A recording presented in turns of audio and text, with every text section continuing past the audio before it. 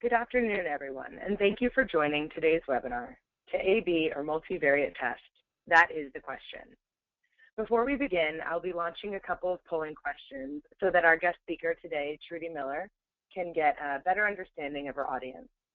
So please take a moment and answer each question, and I will then share the results with everyone. So as I mentioned, our speaker today is Trudi Miller.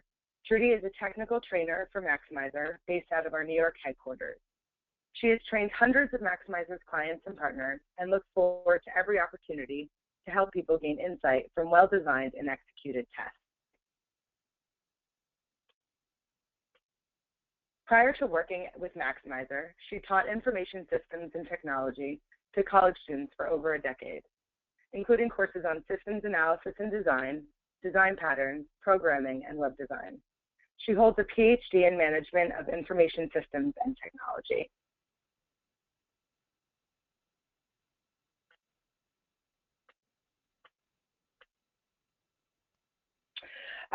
So before we get started with the presentation, I just want to remind everyone and encourage everyone to socialize with us during this webinar. The Twitter handle for Maxymiser is @Maxymiser, and you can use the hashtag #MaxLessons. So please feel free to send any questions you have through the control panel on GoToWebinar or through Twitter, and we'll get to as many as possible at the end. Okay, so we launched the first two polling questions. It looks like you guys are looking to focus your testing efforts in 2015 on your homepage, your category and product pages, and your checkout pages. So it seems like most brands are looking to launch campaigns on many different areas of their website. And it looks like you guys are going to be focusing your digital channels in mobile app and website. Okay, so without further ado, take it away, Trudi. Thanks, Anna. Welcome to everyone who's joining us today on the webinar. What we're going to be talking about today, let me just get to the next slide. First, we're going to take a look at the 5 W's of testing. Different vendors and different schools of thought exist on what testing is and what constitutes testing. So we just want to set some baselines for what testing is, why you'd want to, what content, where, and also what you can measure with testing. Then we're going to take a look at what A/B testing is and what it can be, as well as when A/B testing would be most appropriate. Then we'll flip the tables and take a look at MVT or multivariate testing, take a look at what it is and what it can be, and finally also when it's appropriate. And then what I know many of you are looking forward to, some scenarios. So using some real-world scenarios that our clients have encountered, what would be the best test type to use in certain situations. So without further ado, let's talk about what is testing. So you have visitors that come to your website, complete specific user journeys or paths, and ideally perform behaviors or perform activities that generate revenue for you. For many of you, this is purchasing items, subscribing to accounts, updating account information, getting quotes for products, but it can also be for those folks in the media vertical, things like engaging with content on your site if what you're doing is providing content. What testing allows you to do is, instead of looking at a single individual, look at a group of visitors, and you essentially, with testing software, can split the visitors randomly, or you can control that a little bit more if you want to do segmentation, but on its face, these visitors can be split between a control experience, which is typically your current website as it exists now, and a challenger experience, the change that you are considering making to your entire website. Once you split the traffic between the experiences, then you observe the visitor's behavior. And of course, that observation is crucial because you need to know, did the change that you made actually impact the visitors checking out, or the visitors signing up, or the visitors making a purchase? So why would you want to test? What would possibly be the reason? Some of the biggest reasons and some of the driving factors for many of our clients are to increase overall revenue, increase conversion, and we'll talk a little bit more about conversion in just a moment, and also increase engagement, the amount that visitors interact with the website. Now for conversion can be what is typically thought of as conversion in marketing speak in terms of making a purchase or getting a quote. Conversion can also be within Maxymiser system completing any particular activity. So a company might have a test running that was increasing acquisitions and a second test running elsewhere on the website with engagement of existing customers. Some of the areas that are often overlooked initially when considering testing include improving the user experience. Testing both A/B and multivariate can be used to attempt to improve UX or UI problems or flaws, but they can also be used to test new functionality. So if you are thinking about adding additional product details or adding an accordion to your checkout, you can test those as well with testing. Another area that many of our clients have attempted with testing are launching new product lines or new brands. Some of the big items that, again, because they are sort of the flip side of what you usually think of with testing, are avoiding expenses and avoiding risk. You can use testing to pilot test functionality or pilot test expenses in advance. So you can do things like see if a particular feature that you're thinking about rolling out across the entire website, does it actually have the intended impact on your bottom line that you were hoping before you engage in a multi-year contract. So what can you test? One of my favorite sayings that I hear quite frequently is, what can you test? Almost anything on your site. Some of the most common items include headers in terms of copy and appearance. So here we have the personalization is the bridge between section. You can change pretty much anything you want with that header. You can remove the header, you can change, again, font, color, size, or copy. Using a multivariate, you can try all of those. Another common area that a lot of folks like to test are images and imagery, or offers like the save 15% at checkout that you see in the upper left. You can change literally anything that you want within that offer as long as you have a business reason to think it would work. Another really common area are landing pages. Wanting, of course, to increase acquisitions, whether that be of leads or whether that be of customers, trying to increase folks' engagement with content on landing pages and move them throughout the funnel is really, really key. One of the more stereotypical ideas that comes when one thinks of testing and when one looks at rather dated examples online is the idea of the call to action button. And I do not want to undersell call to actions, because having your visitors engage with calls to action is what drives a lot of business. But within buttons, because it's so well trodden, you can change color, copy, size, shape, placement, etc., and really make it as easy as possible for your visitors to accept that call to action and heed it. Forms are another big ticket item. I have friends who did graduate work related to how forms should be laid out and what's the ideal number of fields and how they should look, etc. Certainly the amount of information that visitors expect on a page and that visitors are willing to tolerate or willing to put up with before they reach cognitive dissonance or are a little overwhelmed by it varies depending on industry, age, and education level of your visitors. And certainly as that changes over time, what folks expect from forms and how easy they should be to fill out will also change over time. So you can change many, many of those things within testing. Another item that you can test as well is global navigation or other global elements.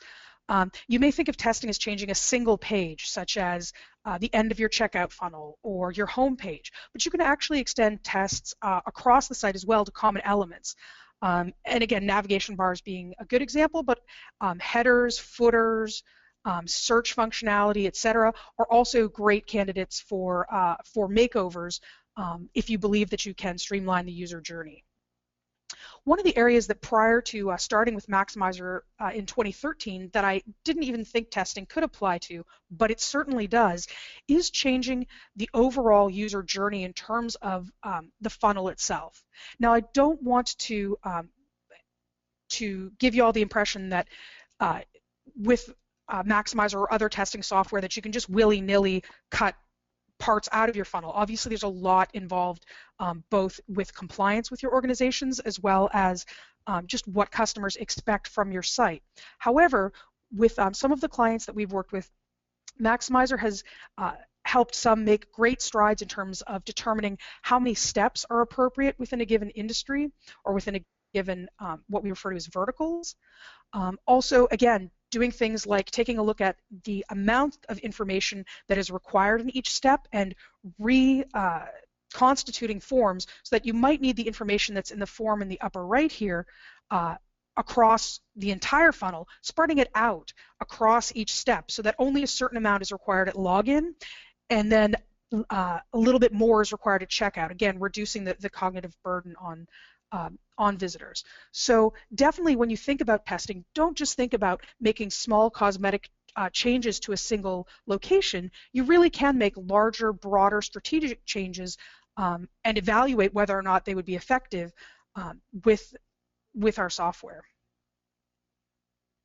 Now, where can you test? Currently, we're able to perform tests on computers, whether they're desktop or laptop, mobile devices, whether it's a tablet or a phone, or as the kids like to call them, phablets, the iPhone 6 and the like.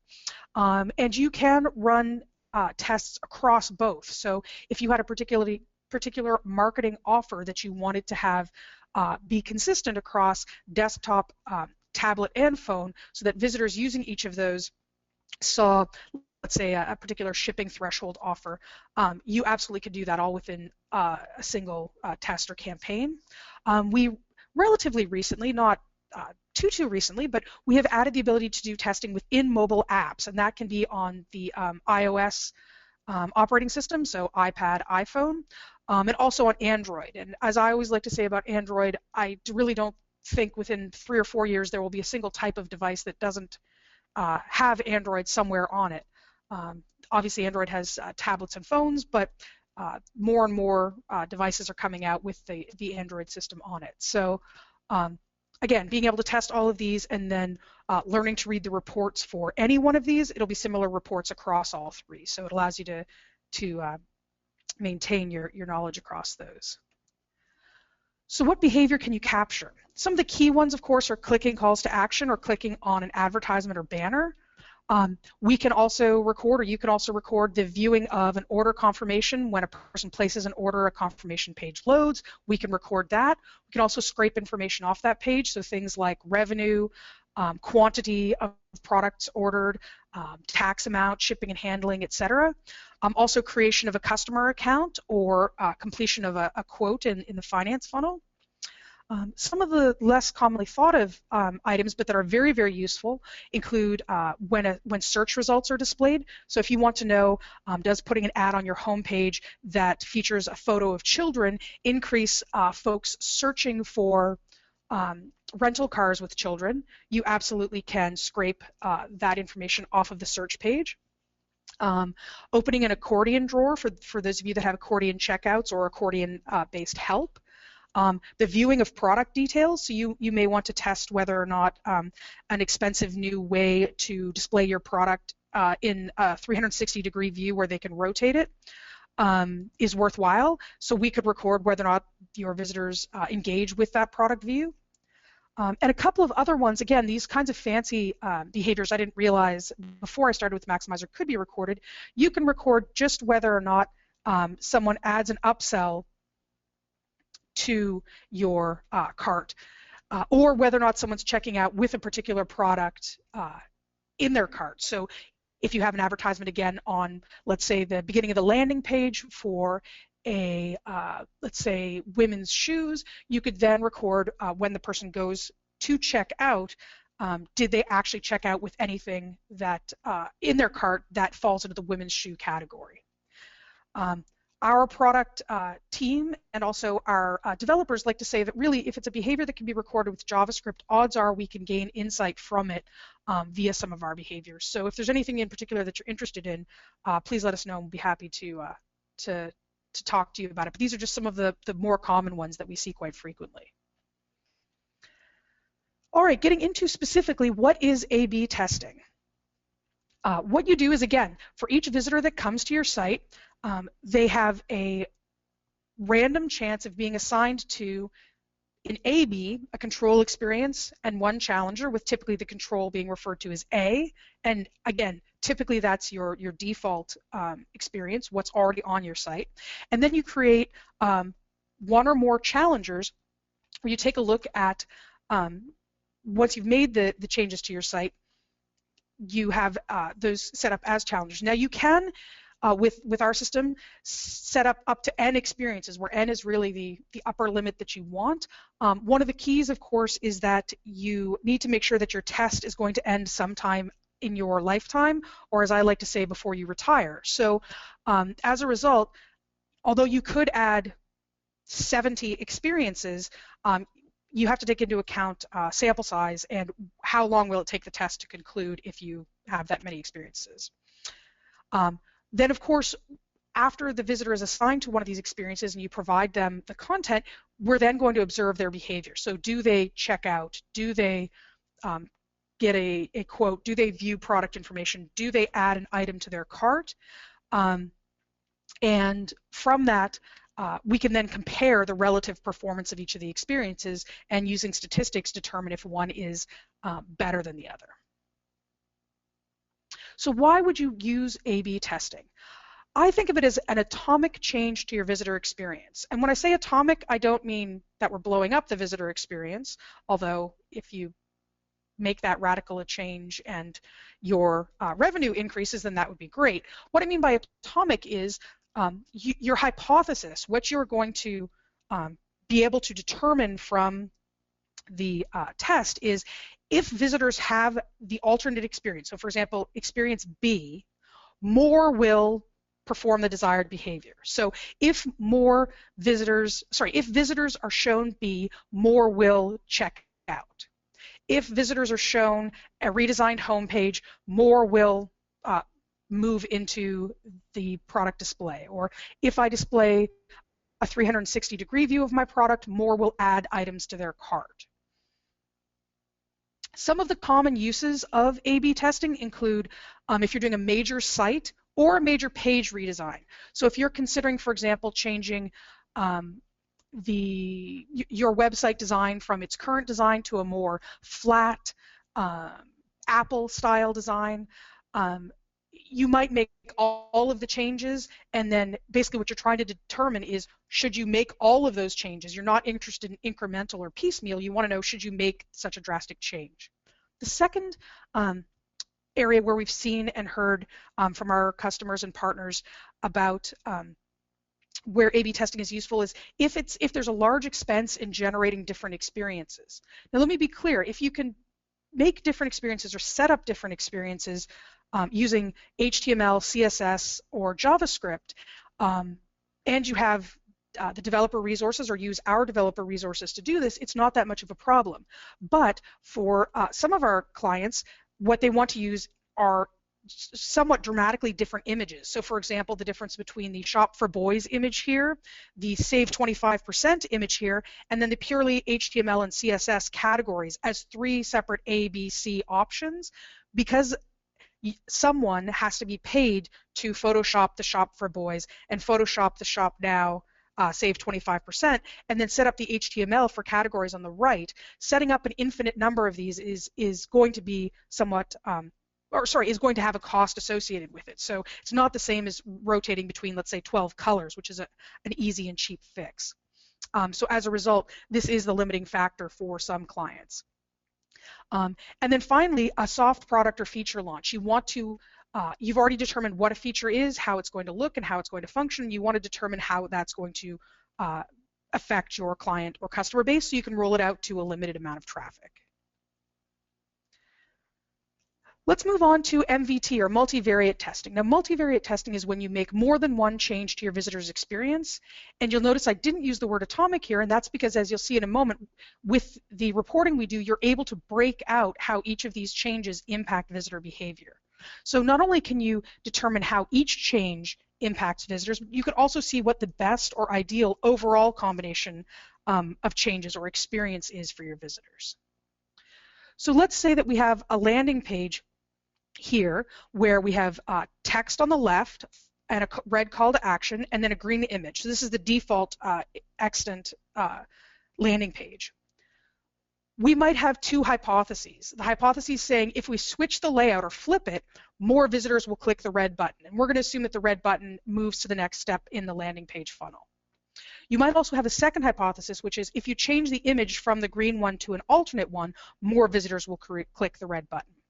So from that, what we do is we create two elements, in this case layout and image, and then we have two ways that we're changing them.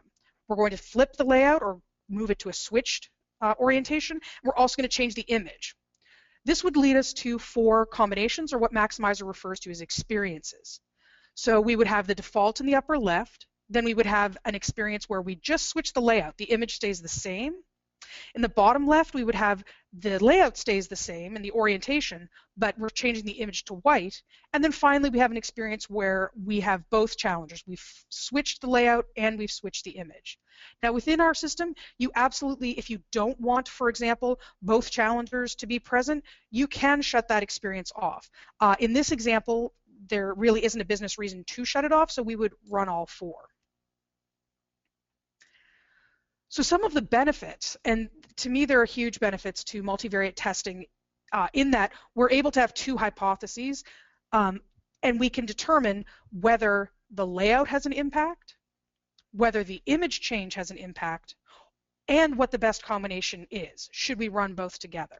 So let's say that we run this test and we reach statistical maturity with it and we reach a statistically valid conclusion.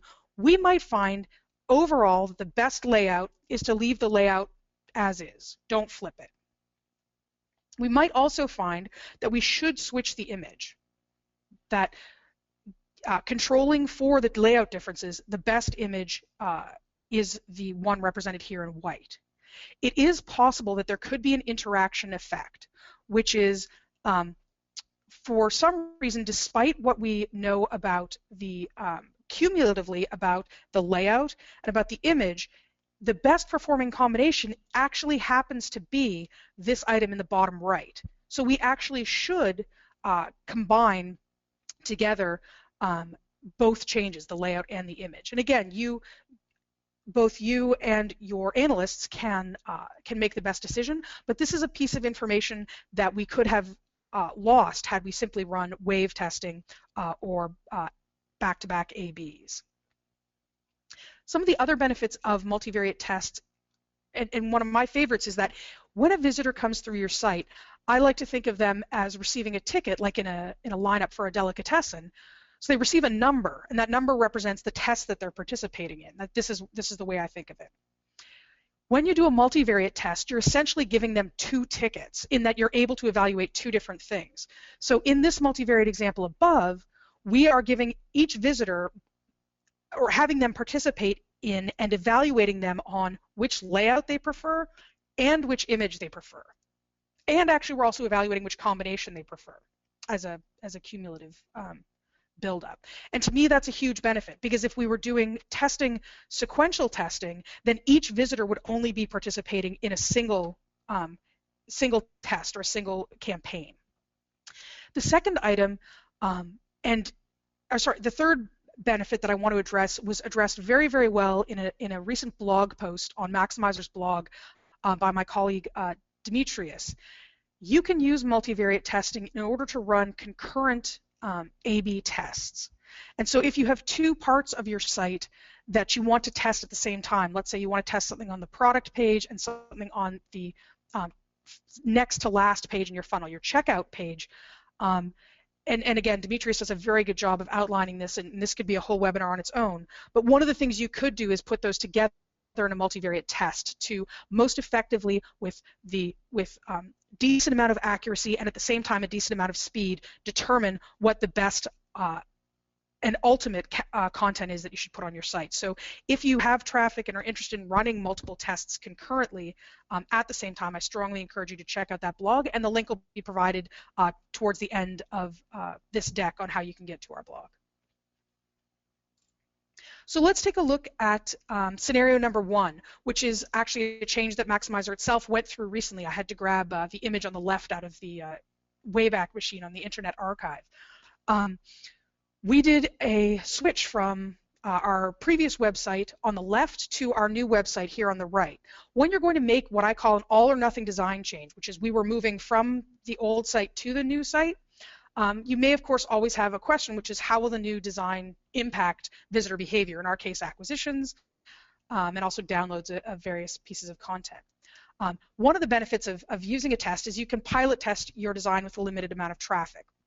So you can start so that only 5% or 10% or really any percent of your site sees the new test, and from those visitors' behavior, you can extrapolate how your business as a whole will react to the change in the site.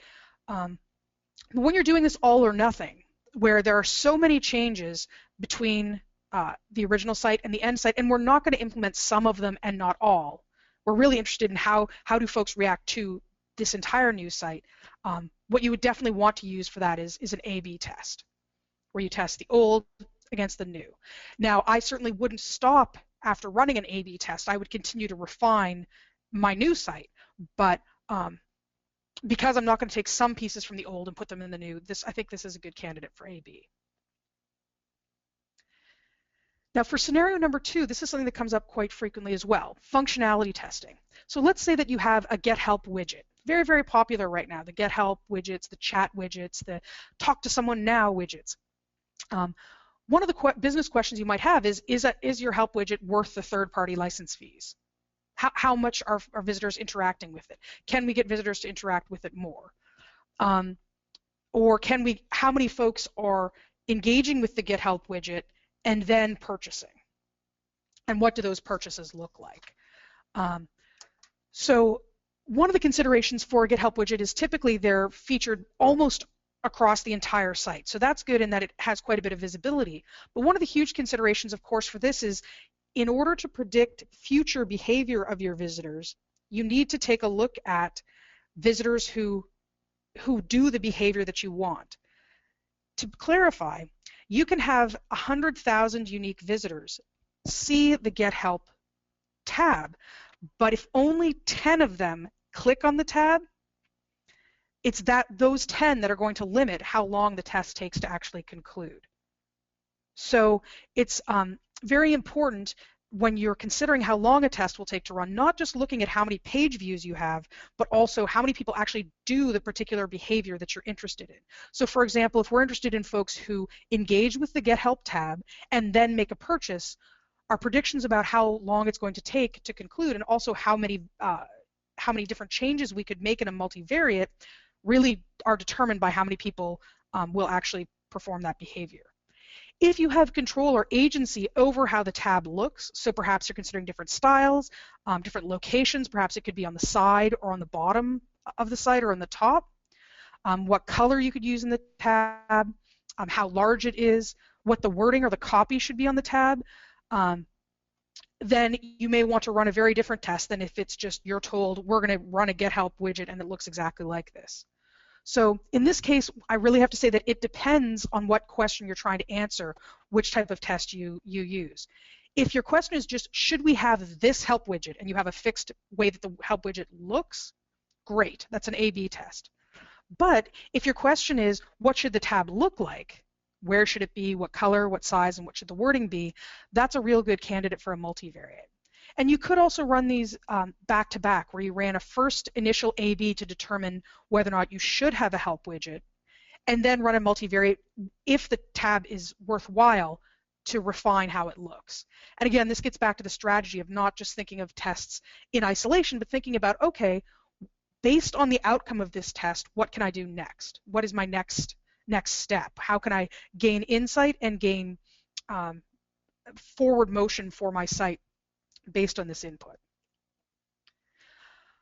Our final scenario is another one that comes up quite frequently as a question in training, which is, what if we have a lot of want to make a lot of changes to a part of our site, but we have low traffic? And I've put low inside quotes because one site's low traffic is another site's high traffic. How much traffic you have is really important only in terms of the number of visitors who perform the behavior that you want. And we, within our system, refer to the behaviors that we're measuring as conversions. So if what you want to know is, does adding a particular set of imagery to a landing page increase folks moving to the next step, then you need to, as a limiting factor, take a look at how many folks move to the next step in general. If you have one of the big keys, of course, also is how fixed or how frequently do you have to provide reporting, or how much time do you have to run a test? We never ever, well, that's not true. We seldom recommend running tests shorter than 14 days. And the reason for that is ensuring that we have visitors that represent at least 5 weekdays, no holidays, and at least 2 full weekends. And again, stereotypical weekends. It's very difficult throughout the year to find weekends that aren't impacted by something. For example, whether it's a snow day like we had yesterday here in New York, or whether it's Super Bowl Sunday coming up, or a holiday, or something else. So again, the 2-week minimum ensures that we hope that the visitors are representative of the visitors as a whole. Some of the things to consider when looking at, quote, low traffic is trying to group together similar pages. So for example, instead of running something on a single product page, so SKU 1, 2, 3, 4, 5, is what you're trying to test, can it be put across several SKUs within a category, or all of the SKUs on the site? This provides a more consistent customer experience, but it also increases the number of visitor behaviors that you can observe and thus apply to your prediction. The second idea is taking a look at movement down the funnel rather than only the very end of the funnel. So for example, if you have a landing page that's the beginning of, let's say, a 7-step funnel, of course, you're going to measure whether or not that landing page leads ultimately to your end goal, whether it's getting a quote, making a purchase, signing up for an offer.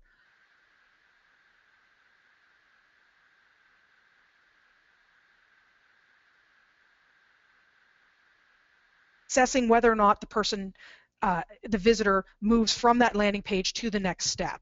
Does it increase mobility down the funnel? And then by taking a look and making sure that you are not misleading visitors by all of a sudden having an increased bounce rate or exit rate on the next page.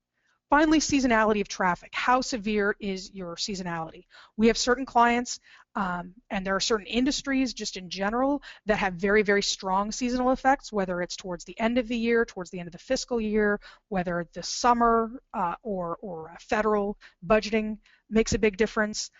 If your seasonality is quite severe, you may need to take into account a larger swath of traffic and be very careful about the type of test that you use. When you're dealing with what you perceive of as low traffic, it really, really depends which test type you want to run. For example, you can be using A/B style testing, but be testing 8 different letters, if you will, so A, B, C, D, E, all the way through G. And that may take longer to resolve than a multivariate with only 4 experiences. So the test type in and of itself isn't necessarily a limiting factor there. So just a few conclusions. One method, whether it's A/B or multivariate, is not better than the other in all cases. So there is no one of these two is better. What you want to do is you want to have at your disposal both test types so that you can choose the appropriate one given your scenario and maximize insight from it. Again, to give my colleague Demetrius some shout out here, Demetrius wrote an excellent blog that again is linked to on the next slide about how if you do not have multivariate testing, you lose out on incremental insight. And I think that that's really, really key to note. If you do not have multivariate testing as an option in your arsenal, or that's what the Swiss Army knife is here for. If you do not have the blade that is MVT in your arsenal, you will not be able to, with AB on its own, get internally valid results for answering certain types of questions. But some things to consider when you're deciding your methodology are the number of unique visitors and the conversion rate, how expensive it is to create the different experiences, and finally, how long you have to obtain results. And some of our clients are happy with a 2-month window, others want a month. Again, just being aware before you set out with a test how long you have. So definitely you want to make sure you have flexibility in being able to choose between AB or multivariate. Just a few resources here. Again, excellent blog posted earlier this week by my colleague Demetrius. If you go to Maxymiser's blog from our homepage and then just take a look at this title, When Does MVT Become an Absolute Necessity? You'll get a nice, concise overview of what we've taken a look at. I'm going to turn the floor back over to Anna so she can let me know if there's any questions. Great. Thank you so much, Trudi. That was an excellent presentation. So we will just jump right in. We have a few questions. And also, I have one more poll question that I'm going to launch now while we go through the Q&A. Okay, so you guys can answer that poll question. And Trudi, the first question I have for you is there a difference in the time it takes for statistical validity for AB or multivariate tests? Wow, a statistical validity question this early in the week. No, I'm just teasing. On its face, the limiting factor for how long a test takes to run is actually the total number of experiences, again, as well as seasonality. So I guess what I'm saying is, on its own, I can't say one definitely always takes longer than the other. The key is how many different experiences there are and how many different combinations there are for them to run. There's also, of course, the factor of how much of a change you are looking for. So, for example, if you have a conversion rate of 30%, seeing a 10% uplift or increase will be much easier to detect than a 10% increase in a 3% conversion rate in terms of time. Okay, great. Thanks, Trudi. So I also just closed that poll. The question was, which of these best describes your company's online goals? And 88% of you guys said